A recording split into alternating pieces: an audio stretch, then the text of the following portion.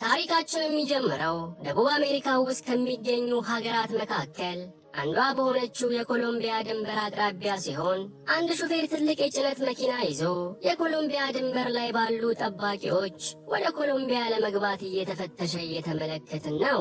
ድንበር ጠባቂዎቹም መኪናውን ፈትሸው ሲጨርሱ ሹፌሩ ወደ ኮሎምቢያ እንዲገባ ፈቅደውለት ሹፌሩም መኪናውን እየነዳ ኮሎምቢያ ሀገር በሰላም ይገባል።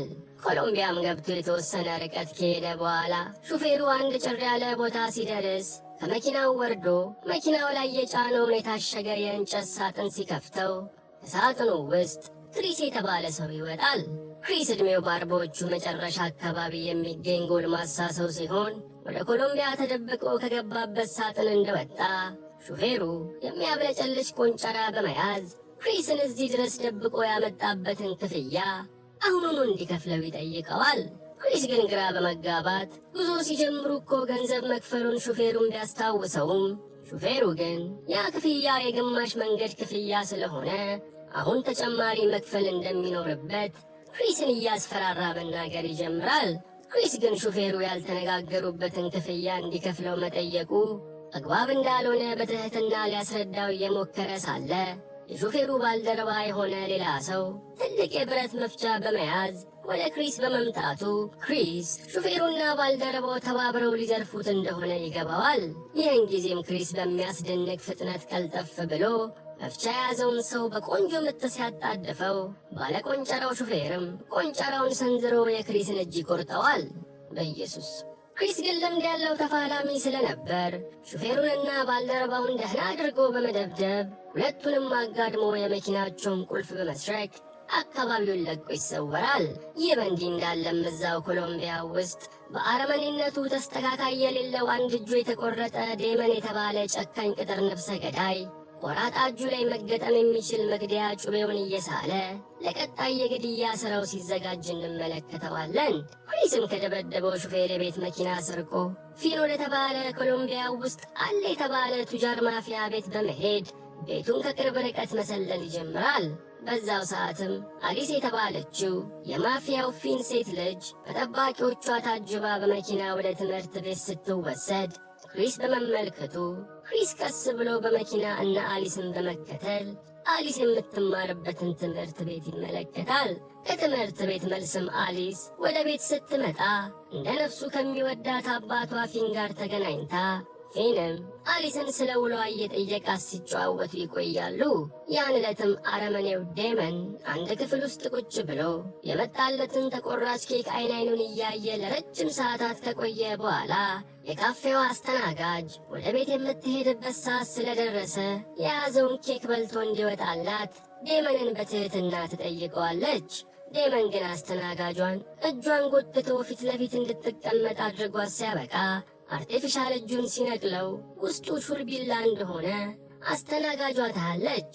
ቀጥሎም ዴመን በቢላው ኬኩን በመቁረስ ለአስተናጋጇ ሲያጎርሳት አስተናጋጇም በፍጹም ፍርሃት እየተርበተበተች የዴመንን ጉርሻ ትቀበላለች። በዛው ቅጽበት ግን አካባቢው ላይ የነበረች አንዲት ፖሊስ በካፌው ጋር ስታልፍ ዴመን እያደረገ ያለውን ነገር ተመልክታ ወደ ውስጥ ስትገባ ጊዜ አስተናጋጇን እፎይታ ተሰምቷት ሰውየው እያስፈራራት እንደነበር ለፖሊሷ ታሳውቃታለች። ፖሊሷም ዴመን ላይ ሽጉጥ እንደደቀነች ከካፌው ቀጥ ብሎ በመውጣት ወደ መጣበት እንዲሄድ ማሳሰቢያ ስለሰጠችው ዴመንም እንደተባለው ከወንበሩ ተነስቶ ይወጣል። አስተናጋጇ ግን ዴመንን ፖሊሷ ለምን በቁጥጥር ስር እንዳላዋለችው ስትጠይቃት ፖሊሷም አካላዊ ጉዳት ያላደረሰን ሰው በቁጥጥር ስር መዋል እንደማትችል ገልጻላት አስተናጋጇን ወደ ቤቷ ልትሸኛት ካፌውን አብረው ዘግተው የፖሊሷ መኪና ውስጥ ይገባሉ።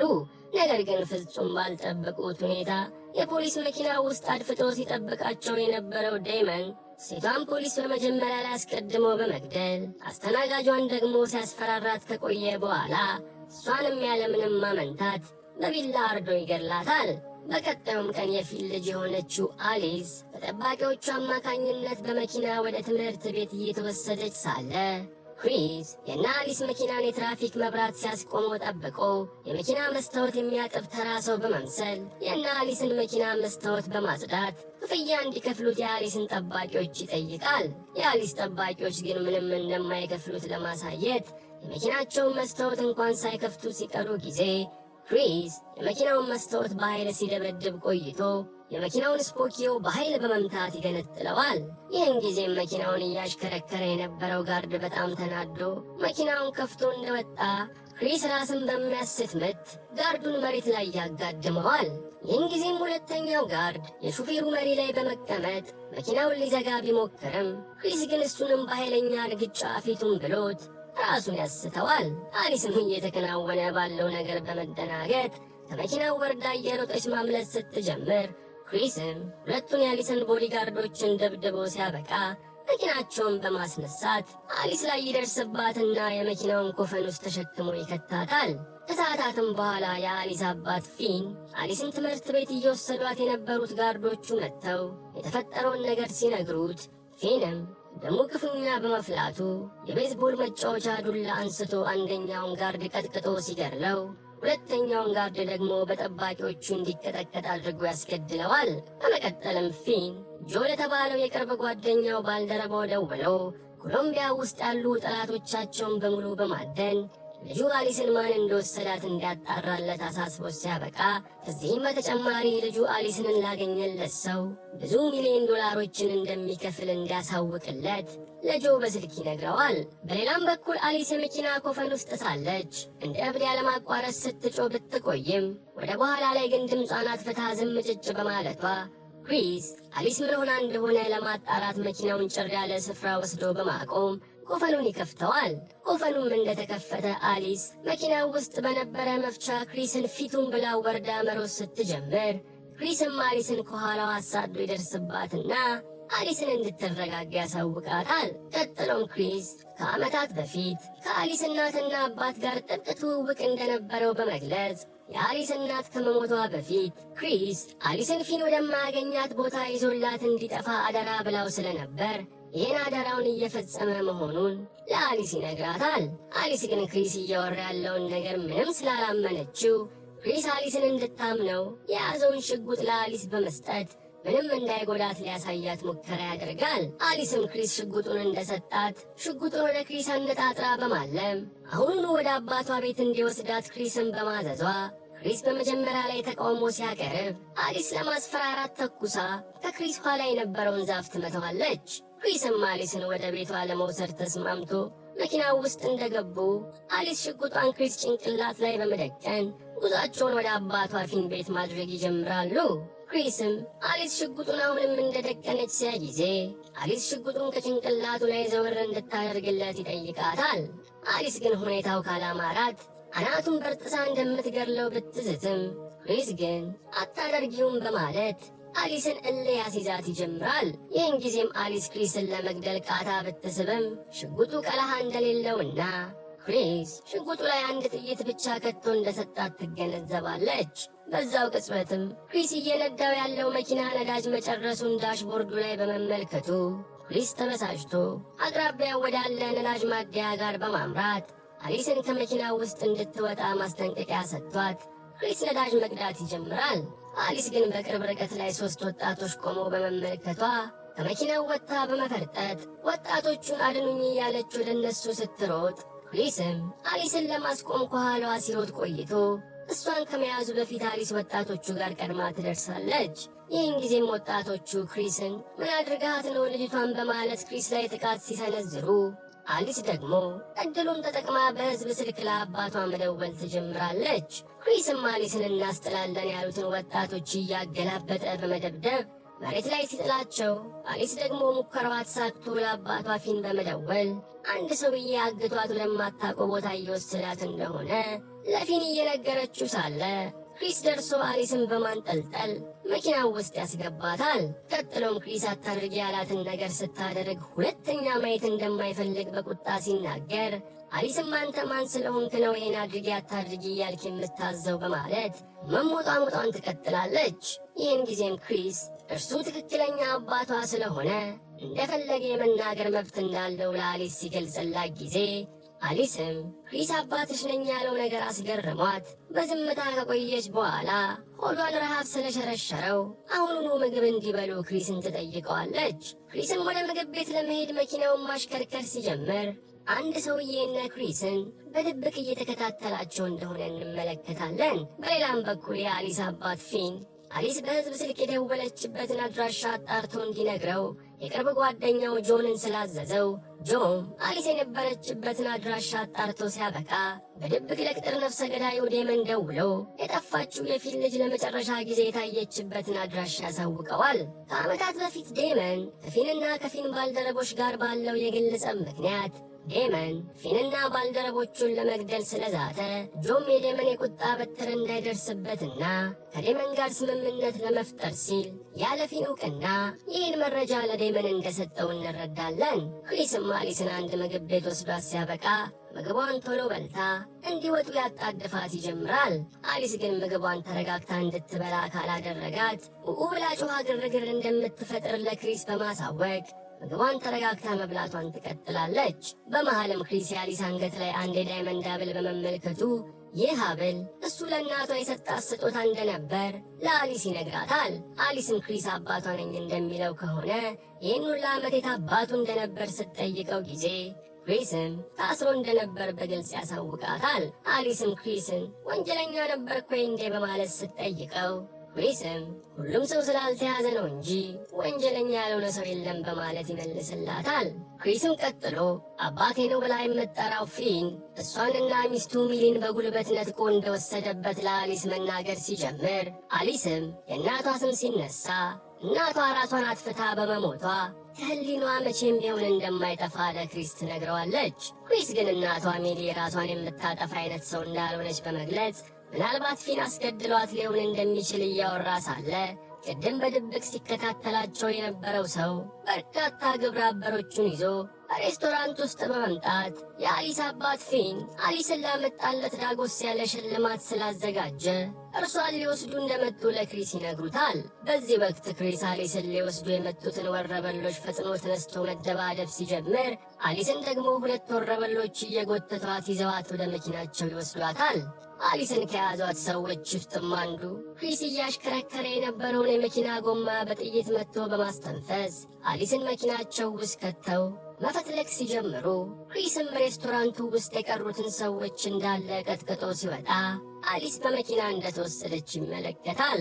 ክሪስም ወዲያውኑ ወደ ሬስቶራንቱ ተመልሶ በመግባት አንደኛውን ወሮበላ ፊቱን በዕቃ በመምታት ባልደረቦቹ አሊስን የት አባታቸው ይዘዋት እንደሄዱ ሲጠይቀው ጊዜ ወረበላውም ስቃዩ በዝቶበት አሊስ አለቃቸው አልቤርቶ ጋር እንደተወሰደች ገልጾ የአልቤርቶን አድራሻ ለክሪስ ይሰጠዋል። አሊስም አልቤርቶ ጋር እንደተወሰደች አልቤርቶ ለአሊስ አሁን ከአባቷ ፊን ጋር እሷን ለማስረከብ ገንዘብ እንዲጨምር እንደሚደራደረው ገልጾላት አልቤርቶ ለፊን በመደወል ከአሊስ ጋር እንዲገናኙ ያደርጋቸዋል። ይህን ጊዜም አሊስ ያገታት ሰውዬ ክሪስ እንደሚባልና አባቷ ነኝ እያላት እንደሆነ ጠቅሳ ስታበቃ በተጨማሪም እርሱ ከእናቷ ግድያ ጀርባ አለበት ብሎ እንደነገራት ለፊን ታሳውቀዋለች። ፊን ግን ክሪስ የተባለው ሰው ያላት ነገር በሙሉ ውሸት እንደሆነ ገልጾ ከሰዓታት በኋላ ወደ ቤቷ በሰላም እንደምትመለስ ቃል ይገባላታል። ፊንም የስልክ ንግግሩን እንደጨረሰ ቤት ውስጥ የሚገኙ ዕቃዎችን በሙሉ በንዴት በመደረማመስ ለዘመናት ያህል የደበቀው ሚስጥሩ በመጋለጡ የሚሰራውን ያሳጣዋል። በዛው ሰዓት ግን አልቤርቶ ከቤቱ ውጪ ዴመን የተባለው አደገኛ ቅጥር ነፍሰ ገዳይ ውጭ ላይ የነበሩትን የአልቤርቶን ሰዎች እየጨፈጨፈ ወደ ውስጥ ሊገባ እንደሆነ ሴኪሪቲ ካሜራ ላይ በመመልከቱ አልቤርቶ ዴመን የመጣው አሊስን ሊወስዳት እንደሆነ ገብቶት አሊስን ከግድግዳ ጀርባ እንድትደበቅ አድርጓት እሱ ዴመንን ለመጋፈጥ መዘጋጀት ይጀምራል። ዴመንም በበኩሉ ሴት ሳይል ወንድ በፊቱ የተጋረጡትን የአልቤርቶን ሰዎች በሙሉ መረፍረፉን በመቀጠሉ አልቤርቶ የተሻለ መሳሪያ ለማምጣት ሮጦ ወደ ቢሮው ይገባል። አሊስ ግን ይህንን አጋጣሚ ተጠቅማ አልቤርቶንን አናቱን በዱላ በመምታት ከዘረረችው በኋላ የአልቤርቶን ሽጉጥ ይዛ ልትወጣ ስትል ዴመን የአልቤርቶን ሰዎች እየጨፈጨፋቸው ትመለከታለች። አሊስም ዴመን እሷን ሊያግት የመጣ ሰው እንደሆነ ገብቷት አከታትላ ወደ ዴመን ብትተኩስም ዴመን ግን እንደ ዕድል ሆኖ ጥይቱ ሳይነካው ስለቀረ ቀጥ ብሎ ወደ አሊስ ማምራት ይጀምራል። ሆኖም ግን ክሪስ ከዛ ቀድሞ አልቤርቶ ቤት በመድረስ በሩን በርግዶ ሲገባ ከዴመን ጋር ፊት ለፊት ስለተገጣጠሙ በሁለቱ መካከል እልህ አስጨራሽ የሆነ ቀውጢ ድብድብ ይጀምራል። ምንም እንኳን ክሪስ በድብድብ ብቃቱ የተመሰከረለት ቢሆንም ዴመን ግን ማንም የማይፎካከረው ጥሩ ተፋላሚ በመሆኑ ክሪስን እንደማስተፍቶ መሬት ላይ በመዘረር እስከ ወዲያኛው ሊገላግለው ሲል አሊስ ተመልክታ ዴመንን እንዲያቆም ትጮህበታለች። ይህን ጊዜም ዴመን ቀልቡን ወደ አሊስ በማድረግ እሷን ማሳደድ ሲጀምር አሊስ ከህንፃው ልትወጣ ሞክራ በእንጨት የታጠረ በር ጋር ትደርስና መፈናፈኛ ታጣለች። ዴመንም አሊስ መሄጃ እንደሌላት አይቶ ሊይዛት ወደ እሷ መጠጋት ሲጀምር ክሪስ ወድቆ ከነበረበት ጥርሱን ነክሶ በመነሳት ፎቁ ላይ ወጥቶ ከዴመን ጋር በድጋሚ በመያያዝ ሁለቱም ከአንደኛ ፎቅ ላይ ቁልቁል ተፈትፍጠው መሬት ላይ ያርፋሉ። ሁለቱም መሬት ላይ እንዳረፉ አሁን ላይ ራሱን ከሳተበት የተነሳው አልቤርቶ ማሽንጋኑን ይዞ ወደ ክሪስና ዴመን አቅጣጫ ጥይቱን ማዝነብ ሲጀምር ክሪስ እንደምንም ብሎ በመስኮት ወደ ሌላ ክፍል ሰብሮ በመግባት ያመልጣል። አልቤርቶም ማሽንጋኑን ሲተኩስ ቆይቶ ጥይቱን እንደጨረሰ ዴመን ከተደበቀበት በመውጣት እጁ ላይ ባለው ቢላ የአልቤርቶን ጉሮሮ ቀዶ ይጥለዋል። ነገር ግን ዴመን አልቤርቶን ገሎ አሊስን ፍለጋ ከመጀመሩ አሊስ በአንዲት አሮጌ መኪና ዴመንን በኃይል ገጭታ ትጥለውና ከክሪስ ጋር ተያይዘው ከአካባቢው ሮጠ ያመልጣሉ። ትንሽ ተጉዘውም ሞቅ ያለ ከተማ እንደደረሱ ክሪስ አሊስ የትምህርት ቤት ዩኒፎርሟን ካልቀየረች አሳዳጆቿ በቀላሉ እንደሚለዩት ስላሳመናት አሊስም ከአንድ መደብር ቅያሪ ልብስ ገዝታ ትለብሳለች። ቀጥላም አሊስ ክሪስ አባትሽ ነኝ ስላለው ነገር ዝርዝር ማብራሪያ እንዲሰጥ ትጠይቀውና ክሪስም ከረጅም ዓመታት በፊት እሱ አባቴ ነው ብላ የምትጠራው ፊንና እናቷ ሜሊ አሜሪካ ውስጥ የታወቁ የባንክ ዘራፊዎች እንደነበሩ በመተረክ ይጀምራል። በመሃልም ክሪስና ሜሊ በመፋቀራቸው ወደ ትዳር እንዳመሩና በትዳርም ላይ ሳሉ ሜሊ እሷን በማርገዟ ምክንያት ክሪስና ሜሊ አንድ የመጨረሻ የባንክ ዝርፊያ ብቻ በማድረግ ከፊን ጋር ለመለየት እንደወሰኑ ለአሊስ ይነግራታል። እንዳሰቡትም ሆኖ ክሪስና ሜሊ ከፊን ጋር የመጨረሻ ዘረፋቸውን በስኬት ቢፈጽሙም ፊን ግን ሜሊን በድብቅ ያፈቅራት ስለነበር ከቀናት በፊት ፊን ዘረፋውን የፈጸመው ሰው ክሪስ እንደሆነ ለፖሊስ ጠቁሞበት ሲያሳስረው በወቅቱ አሊስን እርጉዝ የነበረችዋ ሚስቱ ሜሊን ደግሞ አስገድዶ እንዳስኮበለላት ለአሊስ ያስረዳታል። እርሷ ከተወለደች በኋላ ግን እናቷ ሜል ፊን ያደረገውን እውነታ ስላወቀች አሊስን ይዛት ከፊን ለመሸሽ ስታስብ እንደነበር ገልጾ እሷ ካልተሳካላት ግን ክሪስ ወደፊት አሊስን ከፊን አርቆ እንዲያኖራት እስር ቤት እያለ ቃል ባስገባችው በሳምንቷ ሜል ራሷን አጠፋች እንደተባለ ለአሊስ ያብራራላታል። ክሪስም ከዛም በኋላ እሱ ዘብጥያ ለ15 ዓመት ሲበሰብስ ፊን ደግሞ ሲዘርፉ የኖሩትን ገንዘብ በሙሉ ለራሱ በመውሰድ ወደ ኮሎምቢያ በመሄድ አሊስን ልጇ አስመስሎ እንዳሳደጋት ቢገልጽላትም አሊስ ግን ክሪስ ያላትን ነገሮች በሙሉ አሁንም ሳታምነው ትቀራለች። ይከብዳል እኮ ይህን ሁላ ለማመን። በሌላም በኩል ዴመን አሊስ ባደረሰችበት የመኪና ግጭት አደጋ የተጎዳ ግንባሩን አርቴፊሻል እጁን ተጠቅሞ ከሰፋ በኋላ ዴመን ውጪ ሲወጣ አንድ የታክሲ ሾፌርን ፊት ለፊቱ ያገኘዋል። ዴመንም የታክሲ ሾፌሩን መኪናውን እንዲሰጠው ሰግጦ ሲጠይቀው የታክሲ ሾፌርም በዴመን ትዕቢት ውስጡ እርር ብሎ ዴመንን ሊደበድበው ከታክሲው ይወጣል። ዴመን ግን የታክሲውን ሹፌር እንደ ሀባብ በቢላ ከትፎ በመጣል መኪናውን አስነስቶ ከአካባቢው ይሰወራል። እነ ክሪስም ሲጓዙ ቆይተው ደክሟቸው አንድ ቦታ አረፍ እንዳሉ አሊስ የሆነ ሙዚቃ ከሩቅ ሰምታ ሙዚቃውን ማንጎራጎር ትጀምራለች። በዚህም ወቅት ክሪስ እናቷ ሚሊ የሰርጋቸው ዕለት ይህንን ሙዚቃ እንዳንጎራጎረች ገልጾላት አሊስ አሁን ላይ ያደረገችውን የዳይመንድ ሐብል ለእናቷ የሰጣት የሰርጋቸው ዕለት እንደነበር ይገልጥላታል።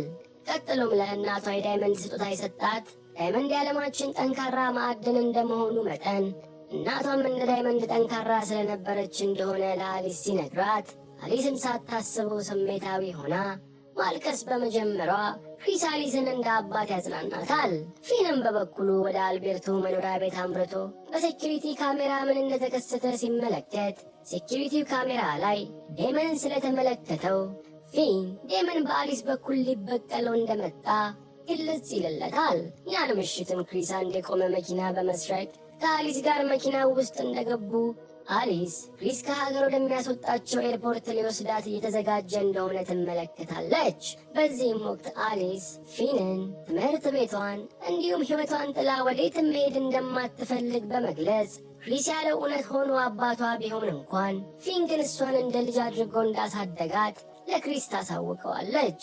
ክሪስ ግን እናቷን ያስገደለው እኮ እሱ እንደሆነ በመንገር ከሀገር እንዲወጡ ለማሳመን ቢሞክርም አሊስ ግን ክሪስ ይህንን ለማለት ምንም ማረጋገጫ እንደሌለው ትገልጽለታለች። በዚህም ምክንያት እየተጨቃጨቁ ሳለ የመኪናው ባለቤት እየሮጠ በመምጣቱ ክሪስ ሰውየውን ሊያስፈራራው ሽጉጥ ደቅኖ ከመኪናው ሲወርድ አሊስም አጋጣሚውን ተጠቅማ መኪናውን በማስነሳት ክሪስን ትታው ትገሰግሳለች። ወዲያውኑ ግን ሌላ መኪና በክሪስ አቅጣጫ ሲመጣ ጊዜ ክሪስ መኪናውን አስቁሞ አሊስን ለመከተል ቢፈልግም ነገር ግን መኪናውን እየነዳ ያለው ሰው ዴመን እንደሆነና አሊስን እየተከታተላት እንደሆነ ክሪስ ይረዳል።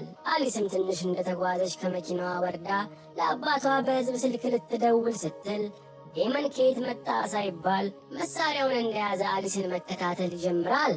አሊስም ዴመንን አይታ በመፍራት መንገድ ዳር ያሉ ቤቶችን እየደበደበች ሰዎችን እንዲያድኗት ብትማጸንም ነገር ግን በር የሚከፍትላት ሰው በማጣቷ ማንም ሳይደርስላት ይቀራል። አሊስም ተስፋ ቆርጣ ሩጫዋን ስትቀጥል በእግር በፈረስ ሲያፈላልጋት ከነበረው ክሪስ ጋር ፊት ለፊት ትገናኛለች። ነገር ግን ዴመንም መሳሪያውን ይዞ ከአሊስ ኋላ ስለደረሰ በዴመንና በክሪስ መካከል ከባድ የተኩስ ልውውጥ ይጀመራል። ሆኖም ግን ዴመን ቀድሞ አሊስን በመያዝ መሳሪያውን ደቅኖባት ክሪስን መሳሪያውን እንዲጥል ሲያስገድደው ጊዜ ክሪስም አማራጭ አጥቶ መሳሪያውን አሽቀንጥሮ ይጥለዋል። ይህን ተከትሎም ዴመን አሊስንና ክሪስን አስሯቸው ሲያበቃ ዴመን ክሪስን ማን እንደሆነና ለማን እንደሚሰራ እንዲነግረው ይቀጠቅጠው ይጀምራል። እሱ አባቷ ሞቶ ክሪስ ግን አንዳች ቃል እንኳን ሳይተነፍስ በመቅረቱ ዴመን እጅግ በጣም ተናዶ ክሪስን ሊገድለው ሲል አሊስ ክሪስ አባቷ እንደሆነ ለዴመን ትገልጽለታለች። ዴመንም አሊስ የፊት ልጅ አለመሆኗ ቢያስገርመውም ነገር ግን ክሪስን ሳይገድለው በመተው በኃይለኛ ቦክስ ራሱን ያስተዋል። ጠዋትም ላይ ክሪስ አይኑን ሲገልጥ አንገቱ በገመድ ታንቆ አንድ ጎማ ላይ እንደቆመና ጎማው ከወደቀ ክሪስ ታንቆ የሚሞትበት ሁኔታ ውስጥ እንዳለ ይመለከታል። ብዙም ሳይቆይ ግን ፊንና ሰዎቹ ከተማው ውስጥ ሲዘዋወሩ ክሪስን ስላገኙት ፊን ከመኪናው ወርዶ መዘባነን ሲጀምር ክሪስ ፊንን አሊስን ተባብሮ እንዲያድኗት እርሱን ከተሰቀለበት እንዲያወርደው ይጠይቀዋል። ፊን ግን አሊስን ለማዳን የክሪስ እርዳታ እንደማያስፈልገው በሙሉ የራስ መተማመን ሆኖ በመግለጽ ጎማውን በካልቾ ጥሎበት ክሪስ አንገቱ ታንቆ በሞትና በሕይወት መካከል ሆኖ ማጣጣር ይጀምራል። ነገር ግን ፊን ሐሳቡን በመቀየር ሰዎቹን ክሪስን ከዛፍ እንዲያወርዱ ታዟቸው ክሪስን እንዳወረዱት ክሪስ ፊንን በቴስታ በመነረት ሕይወቱን ስላበላሸበት ገና እንደሚገድለው እየማለ መዛዝ ሲጀምር የፊን ሰዎች ደግሞ ክሪስን ደህና አድርገው ቀጥቅጠው ሲያበቁ ፊን ከዴመን ጋር ላለበት ፍልሚያ ክሪስ እንደሚረዳው በማመን ክሪስን መኪናው ውስጥ እንዲከቱ ታዞ ከፊን ጋር አብረው መጓዝ ይጀምራሉ። በመሃልም ዴመን ለፊን በመደወል አሊስን ከፈለገ ከከተማ ወጣ ብሎ የሚገኘው የድንጋይ ካባ ስፍራ እንዲመጣ በማዘዝ በዛውም ዴመን ለአንተ የሚሠራውና ጓደኛህን ጆንን አሊስን እንዲያገኛት ስለረዳው እንዲያመሰግንለት ለፊን ይነግረዋል። ፊንም ስልኩን እንደዘጋ አሊስ አልቤርቶ ጋር እንደነበረች ለዴመን የተናገረው ሰው ጓደኛው ጆ መሆኑን ስለተረዳ ወዲያውኑ ገቢና የነበረውን ጆ ጭንቅላቱን በጥይት ብሎ ይገለዋል። ክሪስም በበኩሉ ዴመን የሚሉት ሰው ማን እንደሆነ ፊንን ሲጠይቀው ፊንም ከዓመታት በፊት ፊን ዴመን የተባለውን ሰው አንድ ሥራ እንዲሠራለት አዘውት እንደነበረና ዴመንም የታዘዘውን ሥራ ቢፈጽምም ነገር ግን ያልተባለውን ትዕዛዙላ በመፈጸሙ ፊን በጣም ተበሳጭቶ ዴመንን በረሃብ እንዲሞት እጁን በካቴና አስሮት ጥሎት እንደጠፋ ይነግረዋል። ፊንም ቀጥሎ ነገር ግን ከጥቂት ቀናት በኋላ ዴመን በካቴና የታሰረ እጁን በመጋዝ ገንጥሎ በመጣል ከሞት እንደተረፈና ከዛ ጊዜ ጀምሮ ዴመን ፊንን መበቂያ መንገድ ሲፈልግ መኖሩን ለክሪስ ያሳውቀዋል። ለረጅም ደቂቆችም ከተጓዙ በኋላም እነ ክሪስ ዴመን የቀጠራቸው ቦታ በመድረሳቸው ፊን ክሪስን በጀርባ በኩል በመሄድ አሊስን እንዲያፈላልጋት አዞት ፊን ደግሞ መሳሪያ ያዙ ሰዎቹን ከፊት በማሰማራት እሱ ከኋላ ሆኖ ዴመንን ማፈላለግ ይጀምራል። ነገር ግን ፊን ከፊት የላካቸው ሰዎች በሙሉ በአደገኛው ዴመን ከመቅጽበት በመገደላቸው ፊን ፍለጋውን ለብቻ ሲቀጥል ዴመን አሊስን አንድ የድንጋይ ወፍጮ ላይ አስሯት ፊንን እየጠበቀው ይገናኛሉ። ይህን ጊዜም ዴመን የድንጋይ ወፍጮውን እንቅስቃሴ ስላስጀመረው ወፍጮው አሊስን ወደ መፍጫው ጥርስ ቀስ እያለ መውሰድ ሲጀምር ፊን ደግሞ ተደናግጦ ወፍጮውን ለማስቆም ማሽኑን ቢነካካም ነገር ግን ወፍጮው እንቅስቃሴውን አላቆመም ይላል። ይህን ተከትሎም ፊን ፈጠን ብሎ ወደ ማሽኑ ጥርስ በመሄድ ብረታ ብረት ሳይቀር እየከተተ ወፍጮን ለማስቆም ቢሞክርም ወፍጮ ግን ያገኘውን ነገር እየሰባበረ በመሰልቀጥ እንቅስቃሴውን አላቆምም ይላል። ዴመንም በበኩሉ በዛው ቅጽበት ክሪስን በማስተዋሉ ክሪስ ላይ አከታትሎ በመተኮስ ሊገድለው ቢሞክርም ክሪስ ግን አፈትልኮ በመሮጥ ተደብቆ ይቆይና ዴመንም ተከትሎ ሲመጣ ድንገት ምር ብሎ ላዩ ላይ በመከመር ሁለተኛ ዙር ድብድብ በክሪስና በዴመን መካከል ይጀምራል። በአሁኑ ድብድብ ወቅትም ሁለቱም በተመጣጣኝ ሁኔታ ሲሰናዘሩ ቆይተው ክሪስ ድብድቡን በመክታት ዴመን ምንም የማታውቀውን አሊስን ለምን እንደሚያሰቃያት ሲጠይቀው ዴመንም አሊስ ለፊን ትርጉም ያላት ልጅ ስለሆነች እሷ በኩል ካልጎዳው በሌላ በማንም እንደማይጎዳው ይነግረዋል። ዴመንም ቀጥሎ ከዓመታት በፊት ፊን የአሊስን እናት እንዲገድልለት ብቻ ቢያዘውም ዴመን ግን የአሊስን እናት አሰቃይቶና ደፍሮ በመግደሉ በኢየሱስ ስም ሰቅጣጭ ሰው ነው፣ ሲያስጠላ። ፊን ተቆጥቶ እጁን በማሰር በረሃብ ሊገድለው ቢሞክርም እሱ ግን እጁን ቆርጦ ማምለጡን በመግለጽ ፊንም ዛሬ ተመሳሳይ ውሳኔ እንዲወስን እንደሚያደርገው ለክሪስ ይነግረዋል። ፊንም በበኩሉ የድንጋይ ወፍጮ ላይ የታሰረችው አሊስን የሚያስጥልበት መንገድ በማጣቱ ፊን የአሊስን እጅ በመጋዝ ቆርጦ ሊያድናት አጠገቡ የነበረ መጋዝ ያነሳል። ሆኖም ግን አሊስ መጋዙ ገና እጇ ላይ ሲያርፍ እሪ ብላ ማልቀስ በመጀመሯ ፊን የአሊስን እጅ መቁረጥ አላስችል ይለዋል።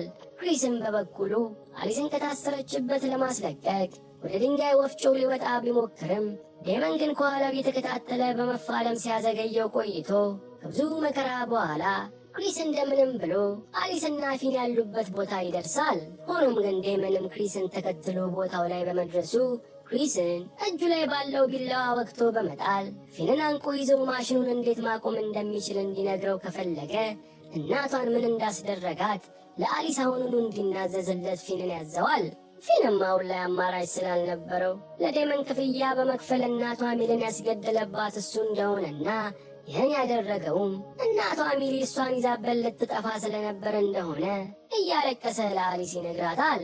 አሊስም ክሪስ እስካሁን የነገራት ነገር ሁሉ እውነት መሆኑ ልቧን ክፉኛ ሰባብሮት እሷም እያነባች ሳለ ዴመን ማሽኑን ማጥፋት የሚቻለው ምድር ላይ ካለው መቆጣጠሪያ እንደሆነ በመግለጽ ነገር ግን ፊን እዛ እስኪደርስ ድረስ አሊስ በማሽኑ ተጨፍለቃ በትንትኗ እንደሚወጣ እየተሳለቀ ያስረዳቸዋል። ወዲያውኑ ግን ክሪስ መሬት ላይ እንዳለ አሊስን በቀደም ዕለት ስለ ዳይመንድ ጥንካሬ ነገራትን እንድታስታውስ ስለነገራት አሊስ ከዳይመንድ የተሰራው የአንገቷን ሐብል አውልቃ ወደ ወፍጮ ጥርስ ስትወረውረው ወፍጮው ዳይመንዱን መሰባበር አቅቶት ቀጥ ብሎ ይቆማል። በዚህም ጊዜ ዴመን አሊስን በቢላዋ ወቅቶ ለመግደል ወደ እሷ ሲፈነጠር ክሪስ ከወደቀበት የሞት ሞቱን በመነሳት ሊያስቆመው እየታገለ ሳለ ፊንም ዴመንን ለአንዴና ለመጨረሻ ጊዜ ለማስወገድ በማሰብ ግጥም አድርጎ ይዞት ከነበሩበት ክፍል ቁልቁል በመወርወር ዴመንና ፊን መሬት ላይ ይፈጠፈጣሉ። የማሽኑ መቆምን ተከትሎም አሊስ እጇ ነፃ ስለወጣ አሊስ ተወቅቶ የወደቀው ወላጅ አባቷ ክሪስ ጋር በመሄድ የቀራት እሱ ብቻ ስለሆነ እንዳይሞትባት እያለቀሰች መማጸኗን ትቀጥላለች። ይህ ከሆነ ከሁለት ሳምንት በኋላ አሊስ የእናቷ መቃብር ጋር አበባ ይዛ እያለቀሰች ሳለ አሁን ላይ ከጉዳቱ በደንብ ያገገመው ክሪስ ከአሊሰን ጎን በመቆም እናቷ ብትኖር ኖሮ እንዴት ትኮራባት እንደነበር ሲነግራት አሊስም ክሪስን ለመጀመሪያ ጊዜ አባዬ ብላ በመጥራት ጎኑ ስር ትሸጎጣለች። በመጨረሻም ትዕይንታችን ከማለቁ በፊት ዴመንና ፊን ተፈትፍጠው የነበሩበት ስፍራ ፊን ደም በደም እንደሆነ አስክሬኑ ሲታይ ዴመን ግን ተአምር በሆነ ሁኔታ ተርፎ ከቦታው ማምለጡን እያየን ታሪካችን ያልቃል።